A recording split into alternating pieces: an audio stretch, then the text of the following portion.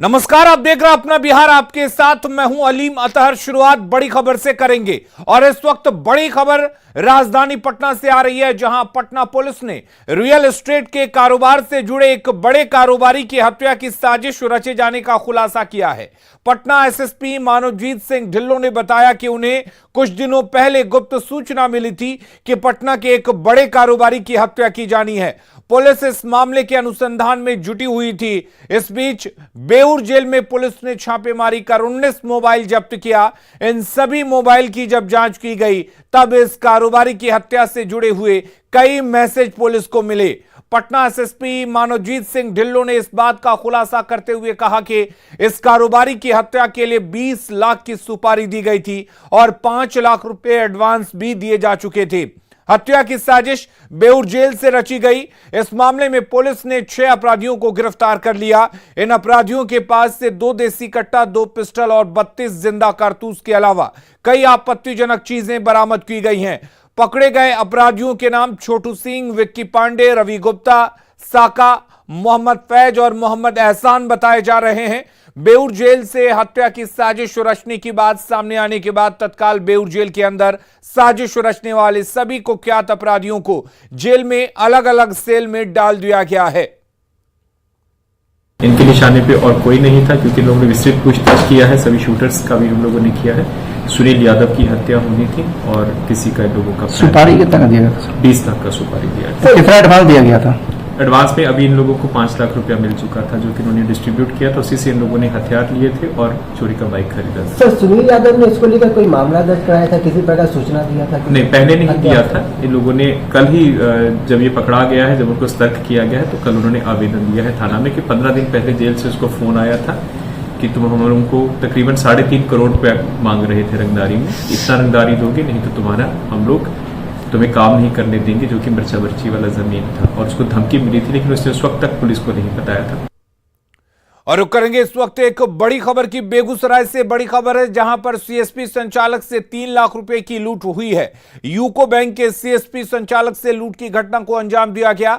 CSP संचालक को गोली भी मारी गई है। गंभीर हालत में सीएसपी चालक को निजी नर्सिंग होम में इलाज के लिए भर्ती कराया गया है। बीरपुर थाना क्षेत्र की यह घटना बताई जा रही है। तो आपको ये गोली लगा है क्या? कहां पर? यही मुर्गी फार्म के बगल। मुर्गी फार्म के बगल पर। क्या आदमी था वो लुटेरा? 5-6 आदमी था। 2 बाइक से नकाब उकाब भी था। अगली खबर छपरा से है, जहां शादीशुदा प्रेमिका से मिलने आए एक युवक की युवती के ससुराल वालों ने बेरहमी से पिटाई कर दी। घटना सोनपुर के शिकारपुर बरुआ की है, जहां प्रेमी प्रेमिका की खंबे से बांधकर पिटाई की गई। घर वालों ने युवक युवती को साथ में देख लिया था। इस दौरान प्रेमिका ने घर वालों को दांत काटकर प्रेमी को भगाना चाहा, लेकिन घर के लोगों ने दोनों को बांध दिया और बेरहमी से पिटाई कर दी। घटना की सूचना पर पुलिस ने दोनों को हिरासत में ले लिया।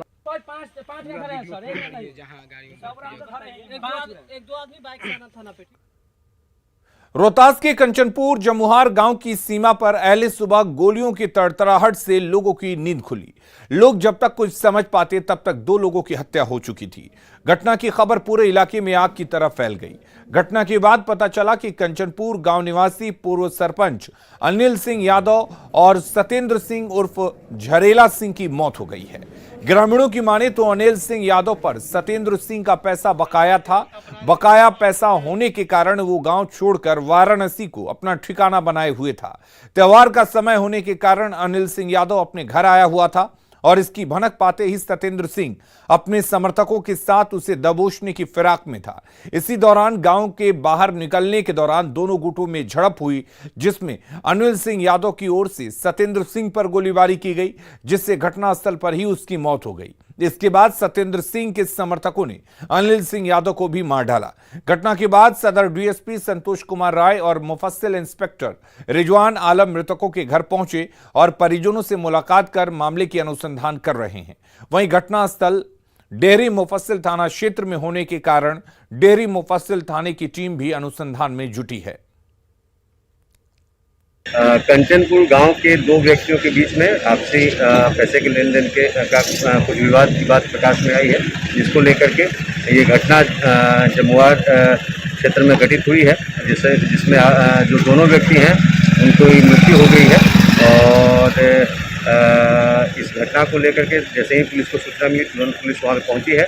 इस गांव में शांति व्यवस्था अभी बनी हुई है और शांति व्यवस्था बनी रहे इसलिए यहाँ पे कुछ पुलिस बल भी प्रस्तुत किया जा रहा है। अभी तक एफआईआर हेतु आवेदन प्राप्त नहीं हुआ है। आवेदन प्राप्त होते ही उसमें अग्रतर कार्रवाई की जाएगी और जो भी इसमें शामिल रहेंगे उन पर कार्रवाई की जाएगी। सुनील यादव उनको गोली मार दिया है, बंदूक लेके घूम रहा था। सुनील यादव कौन है? यही गाँव ही का है, कंचनपुर का। इस घटना का कारण क्या है कुछ? अरे कारण जो पता होता तो हम लोग खुद नहीं पता लगा लेते। नवादा से बड़ी खबर है, जहां पर उत्पाद विभाग की तरफ से 22 लोगों को गिरफ्तार किया गया। सभी लोगों को अलग अलग क्षेत्रों में कार्रवाई में सफलता मिली है। सभी को मेडिकल जांच के बाद न्यायिक हिरासत में भेज दिया गया। सभी लोगों में ब्रेथ एनालाइजर से जांच के दौरान शराब पीने की पुष्टि हुई है। समस्तीपुर में एक दलित युवक पर मुस्लिमों के अत्याचार के मामले में 3 दिन बीत गए हैं, लेकिन अब तक किसी मुस्लिम आरोपी की गिरफ्तारी नहीं हुई है।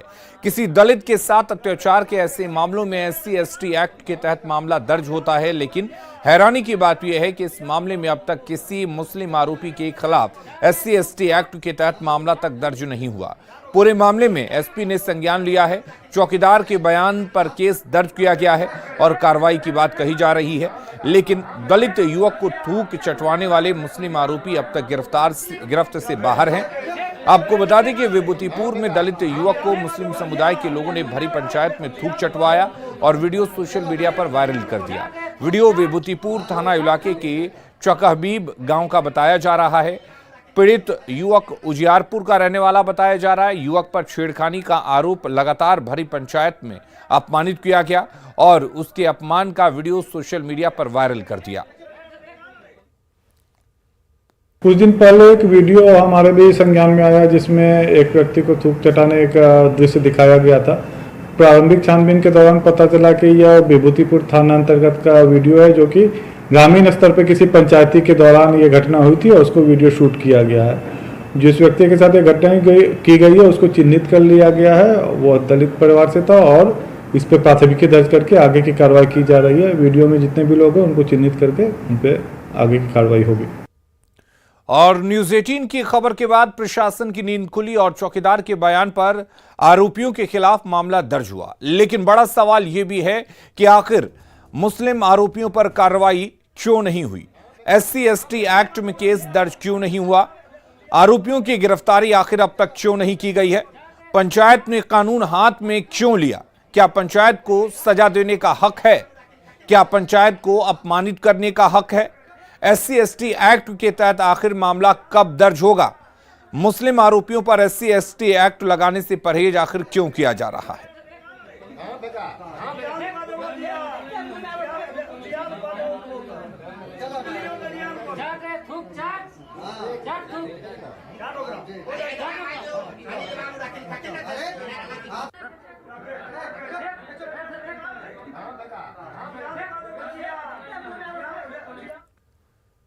और अब खबर के मायने समझिए। पीड़ित युवक दलित समाज का है, आरोपी मुस्लिम समाज के हैं। दलितों का मामला सियासी होता है, अत्याचार पर जमकर सियासत होती है। आरोपियों पर SC/ST एक्ट लगता है, पुलिस अति सक्रिय हो जाती है, लेकिन इस बार ऐसा नहीं हुआ। SC/ST एक्ट के तहत केस दर्ज नहीं हुआ क्योंकि आरोपी अल्पसंख्यक है, इसलिए सियासतदान सब चुप है, यानी सब के सब सहूलियत के हिसाब से सियासत कर रहे हैं। कार्रवाई को लेकर बवाल नहीं भी हुआ। महागठबंधन हो या ओवैसी, सभी दलितों का मसीहा होने का दावा करते हैं। PFI दलितों का मसीहा बनने का दावा करती है। हद तो इस बात की है कि देश के खिलाफ साजिश रचने वाले भी दलितों के साथ लेने का दावा करते हैं, लेकिन दलितों के मुद्दे पर वो सभी मौन हो जाते हैं। सवाल उठता है कि दलितों पर अत्याचार के बाद ये मसीहा आखिर कहां चले जाते हैं? दलितों के साथ ये कैसी हमदर्दी है? हमदर्दी के नाम पर ये दिखावा नहीं तो और क्या है? क्या हमदर्दी के नाम पर दलितों का इस्तेमाल नहीं किया जा रहा? दलितों का अपमान भी करेंगे और दलितों का हमदर्द बनने का ढोंग भी रचेंगे। ये आखिर कब तक चलेगा? सहूलियत की राजनीति का रोग आज के समय में सबसे ज्यादा देखने को मिलता है। तभी तो धर्म देखकर बयान, मान सम्मान और फिर परिणाम सब तय होते हैं। आज ज्यादातर चयनित प्रतिनिधि अपना मूल उत्तरादित्व भूल चुके हैं। दलितों को हिंदुओं के अन्य वर्गों से दिन भर लड़वाने वाले कथित चिंतक का वर्ग आज दलित के अपमान पर पूर्णतः मौन साधे हुए है, क्योंकि आरोपी मुस्लिम है। यही सवाल है कि थूक चटवाने वाले इस अपमान, अत्याचार, अनाचार पर सामाजिक न्याय की पुरोधा शांत क्यों हैं? क्यों जब पीड़ित दलित हैं तो मामला SC/ST में दर्ज नहीं किया गया? और समस्तीपुर में दलित युवक को थूक चटवाने के मामले में बीजेपी प्रदेश अध्यक्ष डॉक्टर संजय जायसवाल ने बिहार सरकार पर निशाना साधा है। उन्होंने कहा कि दलितों के अत्याचार पर सरकार मौन है। समस्तीपुर के चक हबीब गांव में अनुसूचित जाति के एक युवक को 5 बार थूक चटवाया गया और यह सार्वजनिक रूप से सभी के सामने किया गया। यह किसी के ध्यान में सिर्फ इसलिए नहीं आ रहा है क्योंकि यह करवाने वाला अल्पसंख्यक समाज से था। बिहार में आज यह स्थिति हो गई है कि अल्पसंख्यक समाज किसी भी अनुसूचित जाति पर भी अत्याचार करे तो न बिहार सरकार उस पर कुछ बोलती है, न पुलिस प्रशासन कुछ कहता है और न कम्युनिस्ट पार्टी हो, राजद हो, जदयू हो या फिर कांग्रेस। समस्तीपुर में हुए दलित बालक से थूक चटवाने की घटना पर सियासी घमासान शुरू हो गया है। बीजेपी ने इस घटना को तालिबानी शासन करार देते हुए सरकार पर कार्रवाई का दबाव बना रही है। वहीं कांग्रेस और आरजेडी ने बीजेपी के तालिबानी शासन बताए जाने पर आक्रोश जाहिर किया है। जेडीयू ने बीजेपी पर समाज को बांटने का आरोप लगाया है। नीतीश जी, बिहार की जनता आपसे ये जानना चाहती है कि बिहार में शासन आपके निर्देशन में चल रहा है या अमीर सुहानी जी के निर्देशन में चल रहा है? जो समस्तीपुर में दलित बच्चे के साथ जो अत्याचार किया गया है उसमें क्या आपके निर्देशन वाली सरकार के राज्य में ऐसा हुआ है या तालिबानी शासन है? आपका शासन है या तालिबानी शासन है? समस्तीपुर में जो बजरंग दलीय कानून लागू करने की कोशिश की गई है उन पर कानून सम्मत कार्रवाई होगी, निश्चित तौर पर होगी, कोई नहीं बचा पाएगा उन्हें। दिक्कत आ रही है उस गांव से। गांव के लोगों का मानना है कि ग्रामीण संस्कृति खराब करने की कोशिश उस लड़के ने की थी, इसलिए उसे दंड दिया गया। खुद उस लड़के के परिजन भी इस बात को स्वीकार कर रहे हैं कि ग्रामीण संस्कृति उनका बच्चा खराब कर रहा था, लेकिन कानून तो काम करेगा, कानून तो टूटा है। उजियारपुर का जो मामला सामने आया है और इस मामले पर पुलिस ने संज्ञान लिया है, पुलिस तथ्यों की जांच कर रही है और इस मामले में जो भी दोषी होंगे उन्हें बख्शा नहीं जाएगा। नीतीश कुमार जी के नेतृत्व में चल रही सरकार ने कभी भी क्राइम, करप्शन और कम्युनलिज्म के साथ समझौता नहीं किया है।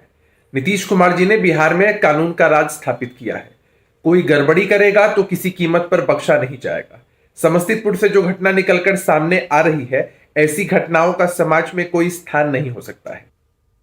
केंद्रीय स्वास्थ्य राज्य मंत्री अश्विनी चौबे ने नीतीश कुमार की भविष्य की राजनीति पर तंज कसा है।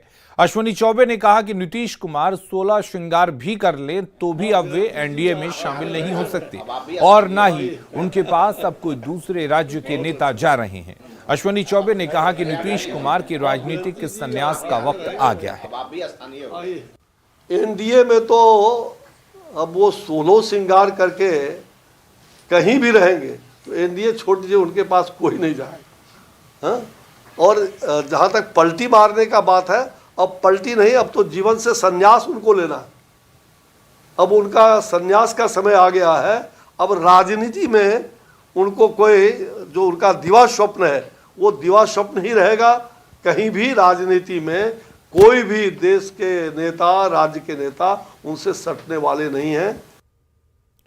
और अब बात महापर्व की तैयारी की।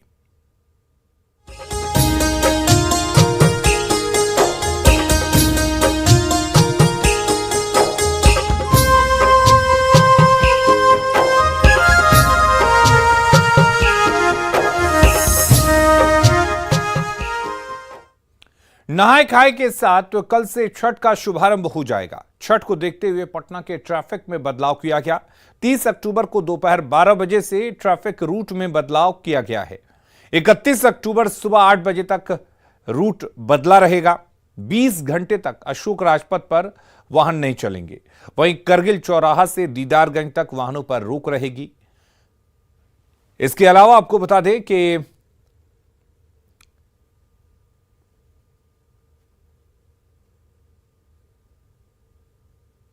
खजांची रोड से पटना कॉलेज तक छठ व्रतियों के वाहन चलेंगे सिर्फ, और एम्बुलेंस, दमकल और शव वाहन का भी परिचालन इस दौरान होगा, यानी कि किसी भी तरह के इमरजेंसी वाहन का परिचालन यहां पर होगा। अटल पथ होकर जेपी गंगा पथ जा सकेंगे छठ व्रती।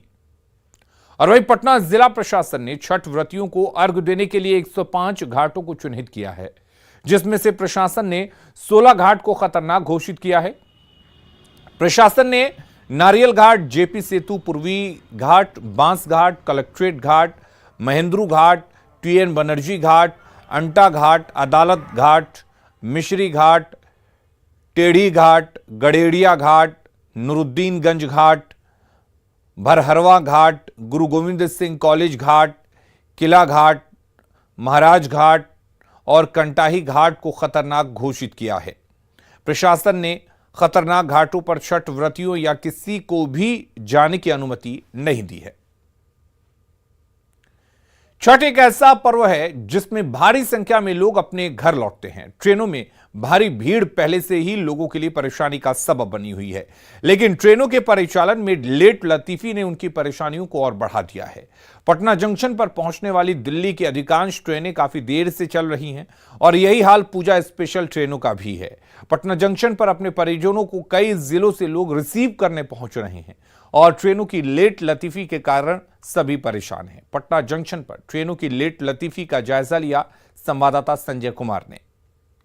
महापर्व छठ के मौके पर एक तरफ जहां ट्रेनों में भारी भीड़ जुट रही है, वहीं दूसरी तरफ ट्रेनों की लेट लतीफी ने यात्रियों को और परेशान कर दिया है। हम इस वक्त पटना जंक्शन पर हैं और पटना जंक्शन पर जो ट्रेन चल रही हैं उनकी स्थिति दर्शाई गई है। यहाँ पर लोकमान्य तिलक डिब्रूगढ़ जो है वो 30 मिनट लेट है। इसके अलावा दिल्ली से आने वाली Magadh superfast express 60 minute late है। इसके अलावा दिल्ली से जो कामाख्या ब्रह्मपुत्र मेल है वो 30 मिनट लेट चल रही है। साथ ही दिल्ली से दरभंगा जो पूजा स्पेशल ट्रेन है वो 130 मिनट लेट है। हटिया इस्लामपुर जो है वो 6.5 घंटे लेट से चल रही है और साथ ही अजमेर कोलकाता पूजा स्पेशल 7 घंटे की देरी से चल रही है। ये ट्रेनों की स्थिति। और दूसरी तरफ जो और ट्रेनें हैं उनकी भी स्थिति आप देख लीजिए। यहाँ पर जो तिरुनलवेली दानापुर पूजा एक्सप्रेस है वो 3 घंटे लेट है। पटना अमृतसर पूजा स्पेशल ट्रेन जो है वो 3 घंटे लेट है। इसके अलावा कामाख्या दिल्ली ब्रह्मपुत्र मेल 2 घंटे की देरी से चल रही है। ये स्थिति है और जो ट्रेनों की स्थिति है वो वाकई में यात्रियों के लिए परेशानी का सबब बनी हुई है। कुछ और ट्रेनें हैं जिनकी स्थिति आप देख लीजिए। आनंद विहार पटना पूजा सुपर एक्सप्रेस जो है वो 4 घंटे देर है। अमृतसर पटना पूजा स्पेशल ट्रेन वो 4 घंटे की देरी से चल रही है। रांची पटना जनशताब्दी एक्सप्रेस जो सुपरफास्ट ट्रेन है ये तकरीबन 12.5 घंटे की देरी से चल रही है। तो वाकई में ज्यादातर जो पूजा स्पेशल ट्रेनें हैं वो भी देरी से चल रही हैं, लेकिन दिल्ली से जो आने वाली ट्रेन है उनकी लेट लतीफी भी चौंकाने वाली है। ट्रेनों में अधिक से अधिक भीड़ है और उसके बावजूद जो ट्रेनें देर से चल रही हैं वह निश्चित तौर पर जिन्हें सुदूर स्थानों में जाना है उनके लिए परेशानी का सबब बन गई है। ट्रेनों की जो समय सारणी है वो बता रही है कि किस कदर लोग परेशान हैं। पटना जंक्शन की थोड़ी तस्वीर देख लीजिए आप। यहाँ पर पटना जंक्शन पर काफी संख्या में जो पैसेंजर हैं वो जानना चाह रहे हैं कि ट्रेनों की क्या स्थिति है। कैमरा पर्सन अजय दुबे के साथ संजय कुमार, न्यूज 18 पटना। कल नहाय खाए के साथ लोक आस्था के महापर्व छठ की शुरुआत होगी। व्रती गंगा जल से गेहूं धोकर गंगा घाट पर ही सुखा रही हैं। इस दौरान पवित्रता का पूरा ख्याल रखा जाता है। गंगा घाट पर व्रतियों से बात की हमारी संवाददाता विनीता मिश्रा ने। छठ महापर्व में शुद्धता का विशेष ध्यान रखा जाता है। छठी मैया के लिए प्रसाद बनाने के लिए गेहूं सुखाया जाता है। गेहूं गंगाजल में धोकर उसे सुखाते हैं और फिर इसी गेहूं से ठेकुआ बनाते हैं और छठ में महाप्रसाद इसी गेहूं से बनाते हैं। जो छठ व्रती हैं गंगा किनारे गंगा में इस गेहूं को धोकर इसे अब सुखा रही हैं, क्योंकि कल से महाव्रत की शुरुआत हो जाएगी और उससे पहले गेहूं को यहाँ सुखाया जा रहा है। और गेहूं सुखाते वक्त ये जो व्रती हैं वो छठी मैया को याद कर रही हैं, गीत गा रही हैं, क्योंकि गीत गाकर गेहूं सुखाने का जो महत्व है वो सदियों से चला आ रहा है। क्या नाम है आपका? सीमा राय। गेहूं सुखा रही है आप यहाँ गंगाजल में इसे धोई, कौन सा ऐसा गीत जो छठी मैया को अभी आप प्रणाम कर रही हैं गाते हुए? धोबा लो गेहूं मवा छठिया मैया बलका दे ले जूठा, अरे बलका के दादी छठिया मैया करवा जोर लेठा, अरे बलका के मैया छठिया मैया करवा जोर लेठा, अरे अबरी का सुरवा छठिया मैया माफ करू हमार, अरे अबरी का सुरवा सुरुजा बाबा माफ करू हमार। बिल्कुल, तो छठी मैया को प्रणाम करके और ये गेहूं सुखाने की जो विधि है वो यहाँ की जा रही है। क्या नाम है आपका? सीमा राय। सीमा जी, गेहूं सुखा ली, अब क्या कुछ है, कैसे ये 4 दिनों का अनुष्ठान करेंगी, क्या कुछ करेंगी? व्रत रहेंगे, जैसे व्रत में रहेंगे, उपवास रहेगा, कल नहा खा फिर खरना है, फिर पहली अरग है, फिर पारण होगा। नहा खा के दाल कद्दू बनता है। हाँ जी, नहा खा के दाल कद्दू बनता है, अमनिया से खाना बनता है बिन लहसुन। और खबरें लगातार जारी हैं, आप बने रहिए न्यूज़ 18 बिहार झारखंड के साथ।